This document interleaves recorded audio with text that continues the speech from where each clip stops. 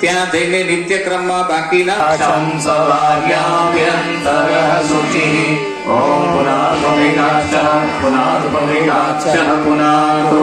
જે બાકી રહી ગયા હોય એમને સ્થાન આપવા વિનંતી. જેમણે આવતી આપી દીધી થોડી વાર માટે સાઈડમાં રહેજો.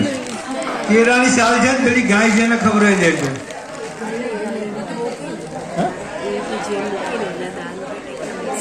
હવે કંકુ પલાળી નવા બેઠેલા ભાઈ બહેનોને તિલક કર્યું.